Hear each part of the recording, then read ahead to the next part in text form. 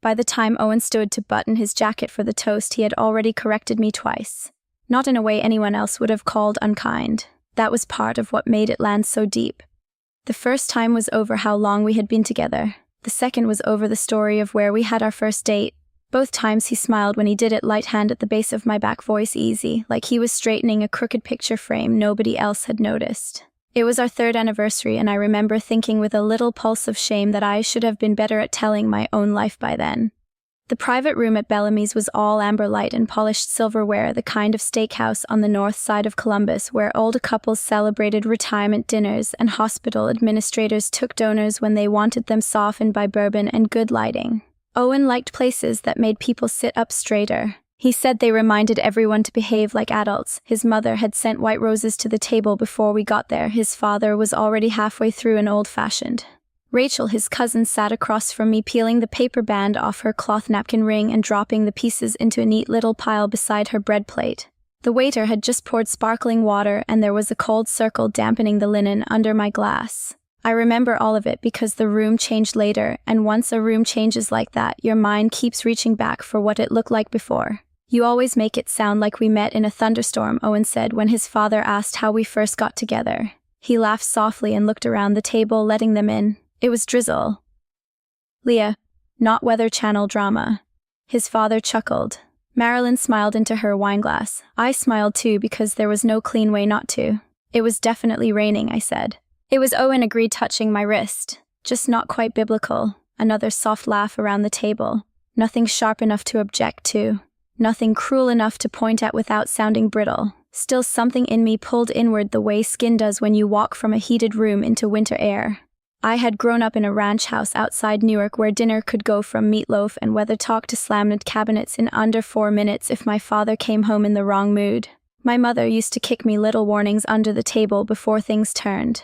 Not hard, just enough to tell me to keep my voice level and my face blank and not give the evening anything extra to break over. By 27, I'd long since moved out, found work, built a cleaner life, but some part of me still responded to tiny shifts in a room the way other people responded to smoke. I worked at a dermatology clinic where my whole day was made up of soft landings, insurance problems, anxious teenagers, women trying not to cry at the front desk after hearing the word biopsy. My job was never officially to make people feel less exposed, but it was the part I was best at. Owen liked that about me in theory. In practice, he sometimes spoke about it the way people talk about a good casserole dish, useful, pleasant, not something you build the evening around. The appetizers came, crab cakes for the table. His father started on a story about a neighbor in Naples. Marilyn asked if my mother was still working nights at the rehab center. I said yes, though fewer than before, and she gave me the same expression she always did when my family came up. Not rude exactly, but faintly pained, as if she could smell fluorescent lighting and discount coffee through the walls. Owen reached for the wine list even though we had already ordered.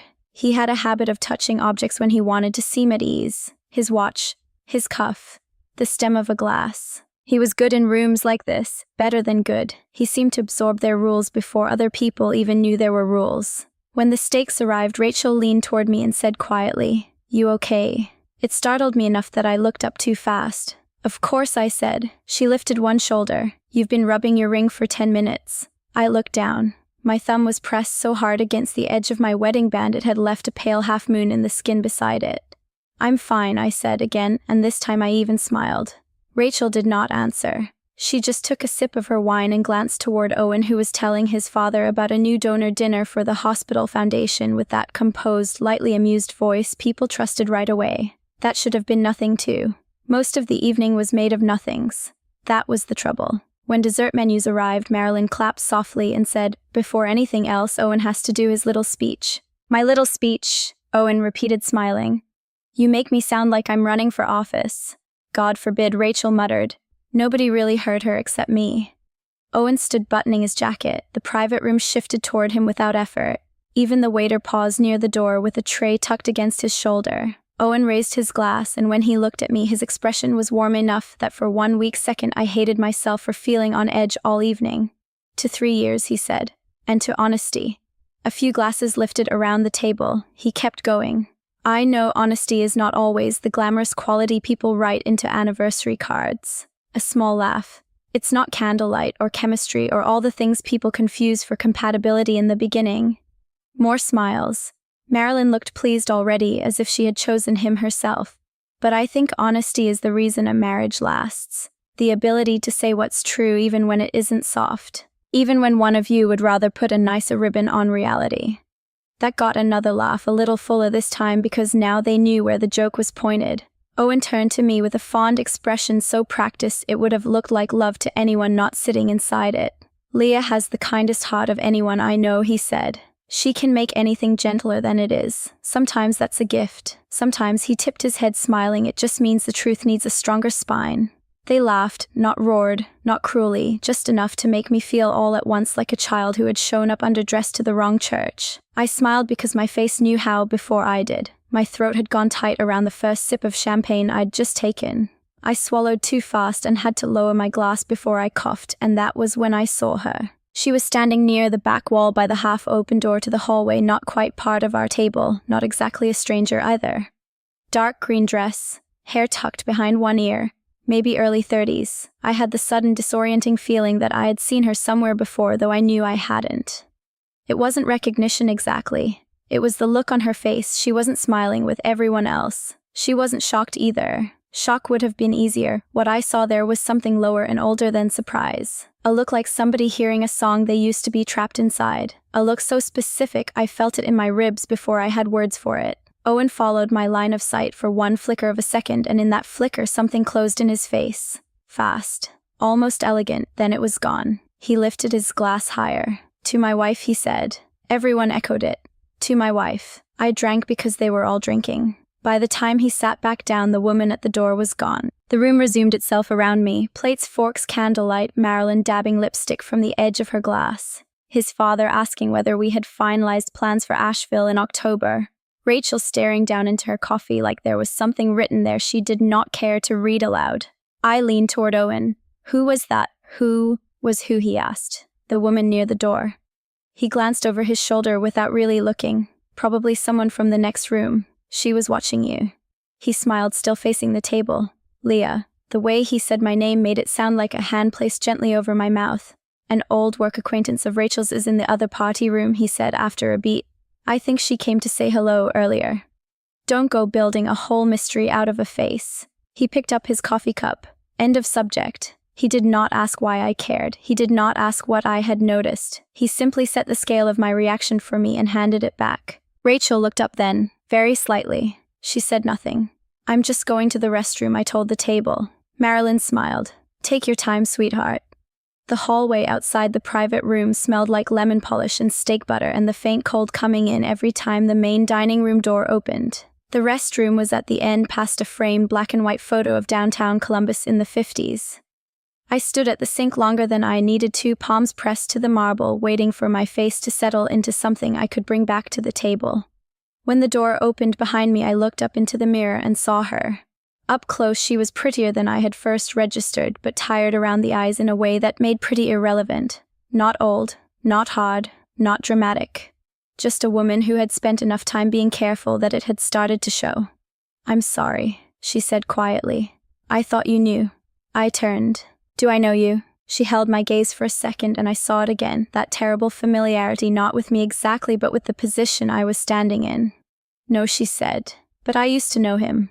My mouth went dry. She glanced toward the hallway, then back at me. Her voice stayed even, almost gentle. Has he started calling you sensitive yet, she asked, or does he still make it sound nicer than that? She left before I could answer. I stood there staring at the restroom door after it shut, listening to my own pulse in the tiled quiet. When I finally made it back to the table, Owen was splitting the check with his father despite both of them insisting the other didn't need to. Marilyn was wrapping 2 slices of cheesecake to go. Rachel was putting on her coat. No one looked like anything had happened. That was the part that made me feel craziest. Dinner ended in hugs and parking lot breath clouding in the cold. Owen walked me to the car with his hand warm at my elbow. You got quiet, he said once we were inside. I'm tired. He started the engine. You do that thing where one odd moment becomes a whole mood. Don't let tonight turn into that. I looked out at the dark restaurant windows at my own faint reflection layered over them. My phone lit up in my lap before I could answer. It was a text from Rachel. If you want the truth about Camille, talk to Dana Whitcomb before you let Owen explain anything. I did not answer Rachel's text right away. Owen was backing out of the parking space, one hand on the wheel, the other resting loose near the gear shift, the same posture he used when he wanted to look relaxed and mildly amused at the same time. Downtown lights slid across the windshield in long yellow smears. I could still taste champagne and the bite of horseradish from the steak sauce, both of them turned metallic in my mouth now. "Who's Dana Whitcomb?" I asked before I could talk myself out of it. Owen's eyes stayed on the road. "Why, Rachel texted me." That was enough to change the air inside the car. Not loudly. He did not stiffen or curse or do anything so obvious. He just went very still in the way people do when they have suddenly begun measuring a room. "What did she say?" I showed him the screen. He glanced once, then gave a short breath through his nose that might have passed for a laugh if you did not know him well. "Jesus," he said. "Rachel has no sense of boundaries." I waited. "Dana was an old supervisor at the foundation before my current role," he said. "And Camille Harlan worked there too briefly." There it was. A name. He said it like it cost him nothing. What happened? Nothing dramatic, despite how women like Rachel like to package things. He signaled left and merged onto Olentangy River Road. Camille was difficult, bright but difficult. She took ordinary feedback personally, turned everything into tone and implication. Dana tried to manage her. I got pulled into it because I was leading one of the campaigns she was assigned to. The way he said difficult hit me harder than I wanted it to. Not because it was unfamiliar. Because it wasn't. I looked down at my hands folded in my lap. "She asked me if you'd started calling me sensitive yet." Owen gave a soft, incredulous smile, eyes still forward. "Of course she did." "Did you, Leah?" That patient tone again. "We are not doing guilt by vocabulary." I kept staring at my own fingers. "That isn't what I asked." He exhaled. "Did I ever say she was emotionally reactive?" "Yes." "Because she was. Dana would say the same thing if Rachel hasn't already spun her up first." He reached over and touched my knee just once. "I don't want our anniversary night ending with you absorbing some old workplace drama because a woman I barely think about still needs an audience." A younger version of me, not even that much younger, would have stopped there. I know that because I had stopped there before in smaller rooms over smaller wounds. Once, about 8 months into our marriage, Owen told a story at dinner about me getting lost in Cincinnati on the way to his college friend's baby shower. He made it sound cute and I laughed along with everyone else until I heard him say, "Leah gets flustered when things stop being straightforward." It was not what happened. What happened was that he had changed the address in our GPS after I already knew the route, then let me second-guess myself until I missed the turn. Later, when I told him it had embarrassed me, he kissed my forehead and said, "I think you hear contempt when I'm just being accurate." I had apologized. That memory rose now so fast it almost made me nauseous. By the time we got home, I felt hollowed out and feverishly awake at once. Our townhouse sat in a clean little row on a side street in Grandview, all brick fronts and narrow porches with planters gone brown in the cold. Someone across the street still had white Christmas lights wrapped around the porch rail, even though it was almost March. Inside, the house smelled faintly of the candle I'd blown out before we left, cedar and orange peel. Owen dropped his keys in the ceramic bowl by the door and loosened his tie. "Don't stay up spiraling," he said, heading for the kitchen. "Whatever Rachel thinks she's doing, it's not for your benefit." I stood in the entry, a second too long coat still on, and watched him open the fridge like this was any other night. "What does that mean?" He turned, holding the bottle of water he'd just taken out. "It means Rachel enjoys feeling like the only person in the family who sees through everyone, and Camille has always known how to look wounded in a way that pulls women in." There was nothing loud in him. That was the pot that kept making me feel as though I was the one introducing instability into the room. "She didn't look wounded," I said. "She looked like she recognized something." He unscrewed the cap. "You are making way too much out of a facial expression." Maybe I was. Maybe that was still possible. I went upstairs without answering and changed out of my dress in the bathroom, folding it carefully over the hamper because Marilyn had admired the color and I knew she would ask to see it again before spring. That was the humiliating thing about a marriage like mine. Even while your insides were rearranging themselves, some smaller part of you kept doing ordinary housework with almost devotional precision. I sat on the edge of the bed in my slip and stared at the framed vow card on Owen's dresser. One of his wedding gifts to me had been that card, letter-pressed cream stock with pot of our vows printed in dark grey script. Truth with kindness, loyalty with clarity. At the wedding I had cried when he read that line. In the bathroom mirror, with my mascara half faded and my hair falling out of its pins, I suddenly saw the phrase "the way you see a cracked tile only after someone points it out." Not a promise, a hierarchy. Clarity first, kindness if convenient. My phone was still in my hand. Before I could lose the nerve, I texted Rachel back. "Who is Camille?" The answer came almost immediately. "Call me if you want, or I can send you Dana's number."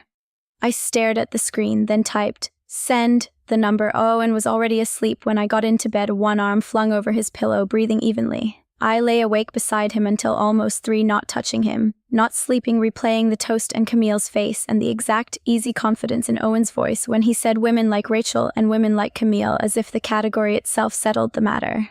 At 8:12 the next morning, I called in late to the clinic for the first time in almost a year. I told my supervisor I had a family issue, which was not untrue, only smaller than what was actually happening. Then I sat in my car in the parking lot of Stuffs with Dana Whitcomb's number open on my screen for nearly 10 minutes before I pressed call. She answered on the 4th ring. Her voice was lower than I expected and very neutral.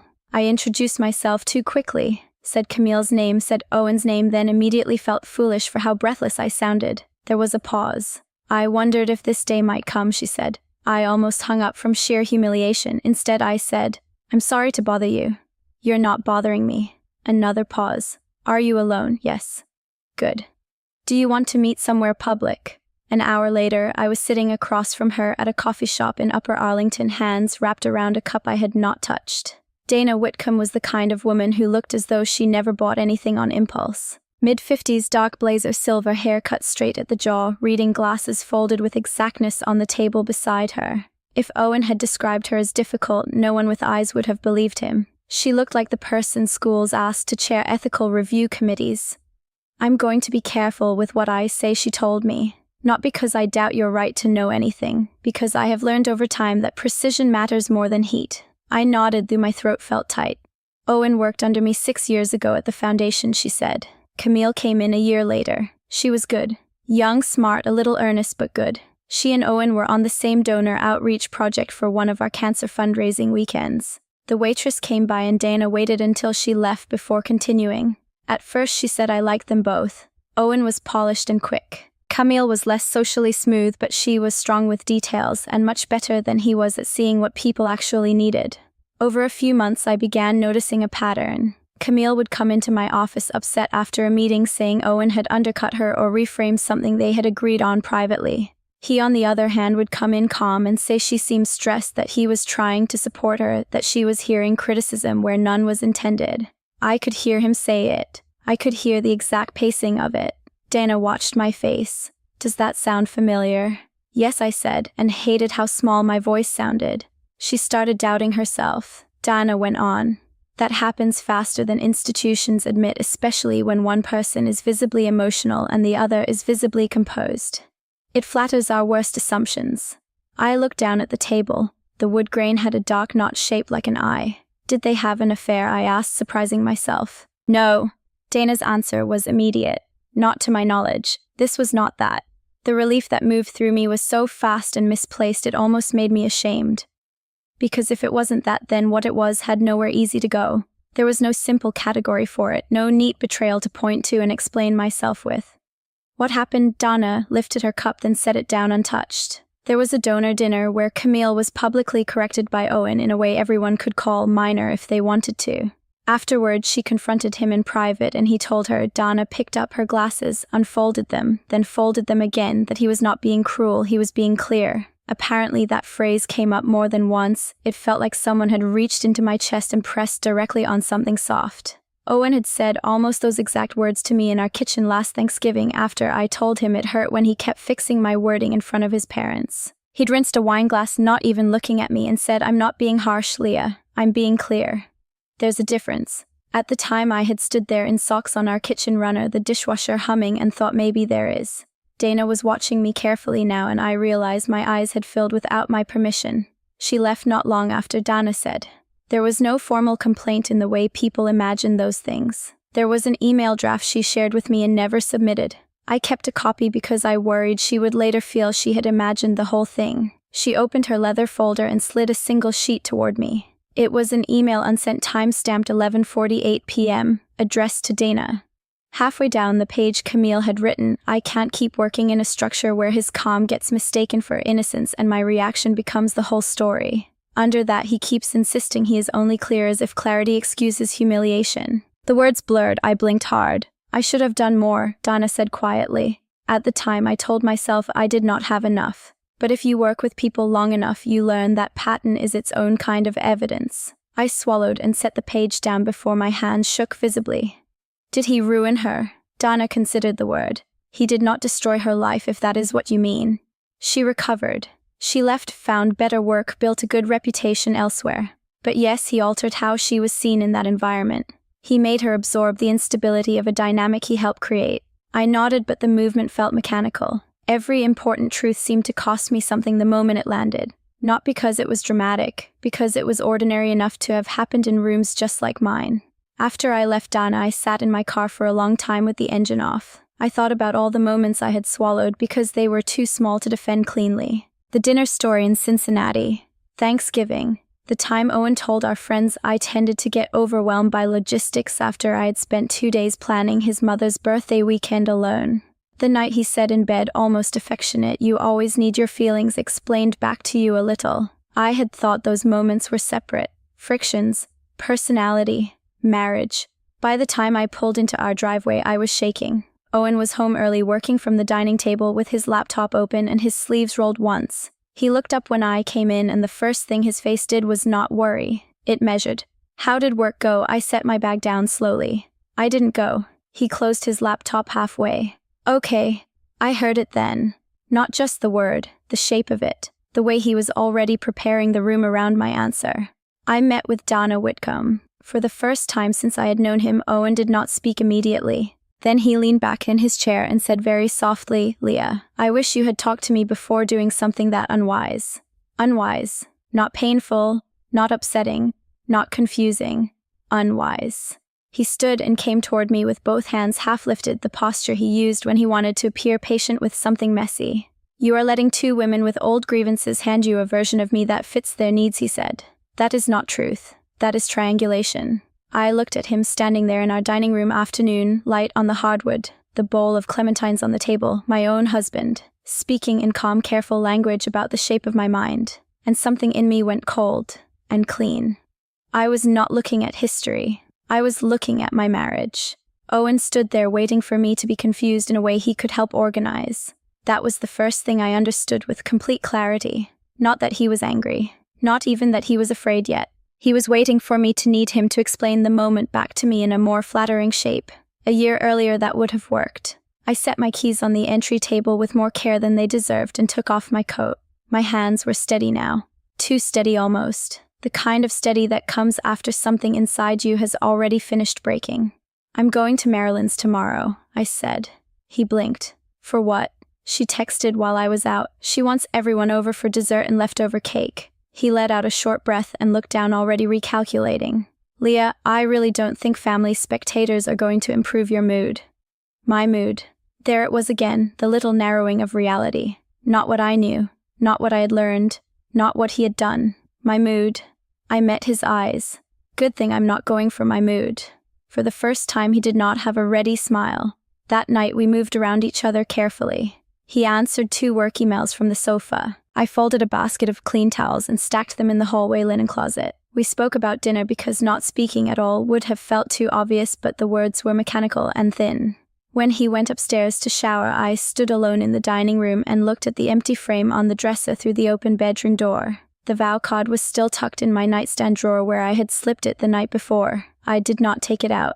I thought about calling my mother. I even opened her contact. But I could already hear the first softness in her voice, the old instinct to make survival sound like wisdom. Honey, are you sure men don't always realize how they come across? Don't burn everything down in one evening.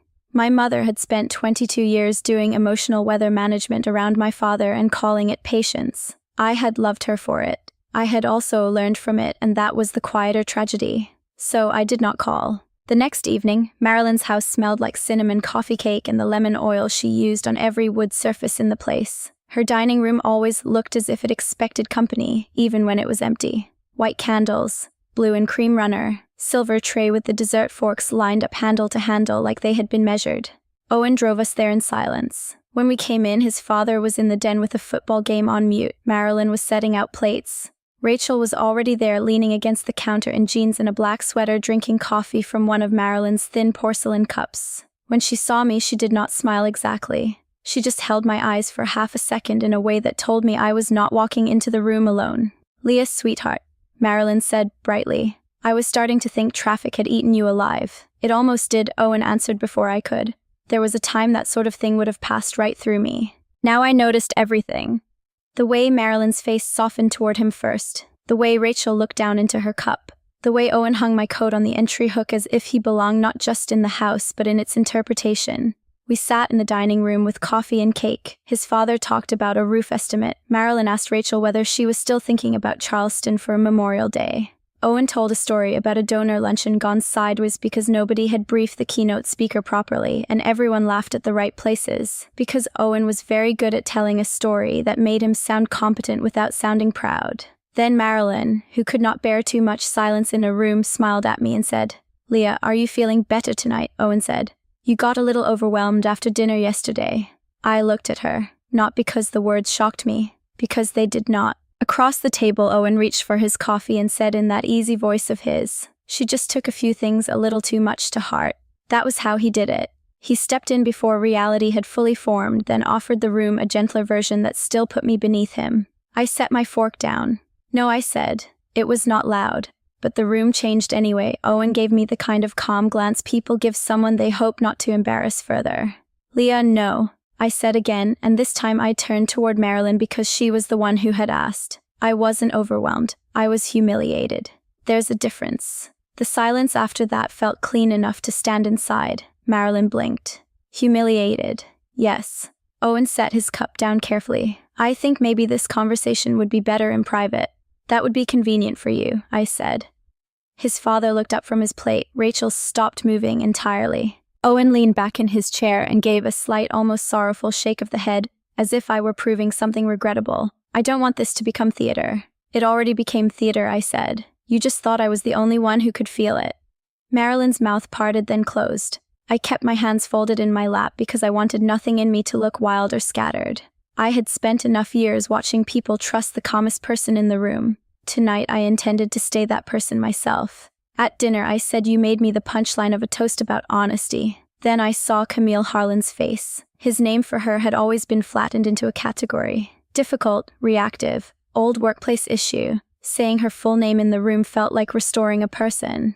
Owen's jaw tightened almost invisibly. "Leah, I told you, you told me she was unstable," I said. "You told me Rachel was spinning things. You told me Dana Whitcomb would say the same thing you did." Marilyn looked from him to me. "Who is Camille?" "Someone Owen worked with," I said. "Someone he used the same language on years ago." Owen laughed, then softly, incredulously. It was the laugh of a man disappointed by how badly someone was handling a simple truth. "This is exactly what I meant," he said to the room, not to me. "A private workplace misunderstanding has now been inflated into some kind of pattern because Leah is—" He stopped. Not because he had run out of words, because Rachel had set her cup down and said very quietly, "Do you hear yourself?" Nobody moved. Owen looked at her. "Excuse me." Rachel's face was pale but steady. "You're doing it right now." Marilyn turned toward her niece like she had spoken in the wrong church. "Rachel, no," Rachel said, still looking at Owen. "She says she felt humiliated. You call her overwhelmed. She names what happened. You translate it into something smaller and then act like the room belongs to your version. That's what you always do. The strangest thing about false family narratives is how quickly they weaken once one other person refuses them out loud." Owen's father cleared his throat. "I think everybody needs to take a breath." "I already did," I said. Then I looked at Owen. I could feel my pulse in my wrist, but my voice came out even. "I met Dana Whitcomb yesterday." Whatever was left of the room's old certainty left it then. Owen's expression did not collapse. He was too practiced for that. But I saw the first real crack move through it, something cold and furious and scared all at once. "That was inappropriate," he said. "No," I said. What was inappropriate was teaching two women the same lesson and then calling them unstable when it hurt. Marilyn stared at me. "Leah, honey, what are you saying?" I shifted my eyes to her because some older part of me still believed mothers deserved the truth spoken cleanly if they were going to be made to hear it at all. "I'm saying your son has a pattern," I said. "He hurts women in ways that sound small from the outside. He corrects them in public, reframes them in private, and then, if they react, he calls that reaction the problem. He says he's only being clear. He says honesty matters more than softness. He makes his version sound mature and theirs sound emotional.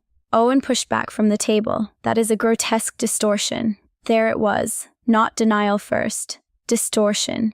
My perception, not his conduct. I almost smiled. Camille used the same phrase you did, I said. Dana remembered it too.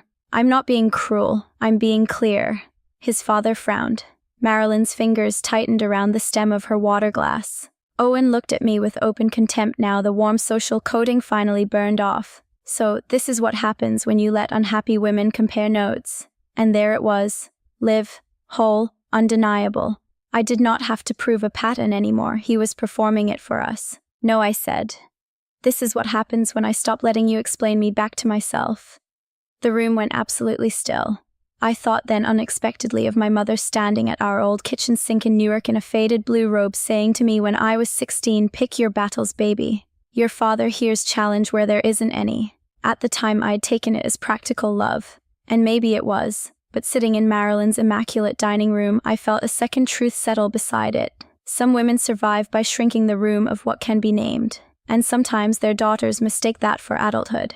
I was done inheriting that. I stood. I'm not asking anyone here to perform outrage on my behalf, I said. I'm not interested in winning a scene. I just need the truth in its right place. What you call honesty is not courage. It's a way of saying the most damaging version first and hiding inside your tone afterward. Owen opened his mouth, but I kept going. You didn't make me doubt myself because I'm weak, I said. You did it because you're practiced. And I am not going to keep mistaking your composure for character. Marilyn looked stricken as if the tablecloth itself had betrayed her.